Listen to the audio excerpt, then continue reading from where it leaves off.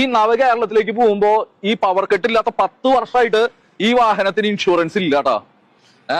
അതേപോലെ അഡ്വർടൈസ്മെന്റ് ഒക്കെയാണ് ഒട്ടിച്ചു വെച്ചിട്ടുള്ളത് കേട്ടാ.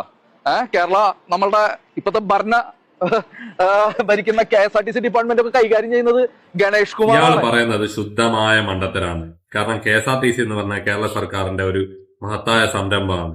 അതിൽ യാത്രയാന്ന് പറയുന്നത് ഒരു പ്രത്യേക അനുഭൂതിയും കാര്യങ്ങളും നൽകുന്ന സംഗതിയാണ്. പൊതുജനങ്ങൾ ഇതിനെ ഇഷ്ടപ്പെട്ടു തുടങ്ങുന്നുണ്ട്. ഇങ്ങനെയുള്ള ആൾക്കാരാണ് ഇതിനെ നശിപ്പിച്ചുകൊണ്ടിരിക്കുന്നത്. നിലവിൽ KSRTCക്ക് ഗ്രൂപ്പ് ഇൻഷുറൻസും കാര്യങ്ങളാണെന്നുള്ള എല്ലാ പൊതുജനങ്ങൾക്കും അറിയുന്ന കാര്യം തന്നെയാണ്. കൂടാതെ തന്നെ നിങ്ങൾ എടുക്കുന്ന ഓരോ ടിക്കറ്റിലും നിങ്ങൾ ഇൻഷുർഡ് ആണ്. അതിൽ നിങ്ങൾക്ക് വായിച്ചു നോക്കാം, ₹1 സെസ് എന്നുള്ളത് അത് ഇൻഷുറൻസിലേക്കാണ് പോകുന്നത്. അപ്പോ അതുകൊണ്ട് നിങ്ങൾ ഇതിൽ പൂർണ്ണമായും സേഫ് ആയിട്ടാണ് ഇതിൽ യാത്ര ചെയ്തുകൊണ്ടിരിക്കുന്നത്. സെക്യൂർ ഇൻഷുറൻസ് കമ്പനി എന്ന കമ്പനിയുമായി ഒത്തുചേർന്നാണ് KSRTC ഇൻഷുറൻസ് രൂപീകരിച്ചിട്ടുള്ളത്. അതുകൊണ്ട് നിങ്ങൾ ആ കാര്യത്തിലൊന്നും ഒരു തരത്തിൽ നിങ്ങൾ പേടിക്കേണ്ട ആവശ്യമില്ല. നിങ്ങൾക്ക് ധൈര്യമായിട്ട് ഈ ബസ്സിൽ യാത്ര ചെയ്യാവുന്നതാണ്.